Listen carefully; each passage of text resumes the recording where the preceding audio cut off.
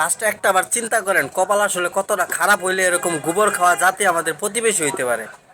এই আকাটা মাথার মধ্যে আসলে কিচ্ছু নাই, গোবর ছাড়া মাথা থেকে পা পর্যন্ত গোবর ছাড়া ভিতরে কিচ্ছু নাই। যদি গোবর ছাড়া তাদের মাথায় অন্য কিছু থাকতো তাহলে তারা কিভাবে একটা স্বাধীন দেশ দখল করার জন্য সীমান্তে আইসা হইচই হাউকাও লাগাই দিতে পারে। এই মূর্খের বাচ্চা করে সাইজ করার জন্য আমাদের যে ব্রাহ্মণবাড়িয়া জেলা আছে না, এই ব্রাহ্মণবাড়িয়া জেলার সৈনিকরাই যথেষ্ট। আকাটা গুলা করে দৈরা দৈরা একদম শূন্যতে কতনা করা ছাইরা দিব। গত 15 বছর তো যেমনে ইচ্ছে এমনি বাংলাদেশে লুইট্টা পুইট্টা খাইছে, চুইসা খাইছে। এই আগ্রাসনটা বন্ধ হয়ে গেছে তো মাথার মধ্যে একদম বাজ পড়ছে। মানে কি থুইয়া কি করব তারা দিশ পাইতেছে না। আকাড়ার বাচ্চারা যদি মনে করস বাংলাদেশ তোদের অঙ্গরাজ্য, এটা হচ্ছে তোদের সবচেয়ে বড় ভুল ধারণা। এই ঘোর থেকে বার হইয়া আয়, বুঝছস?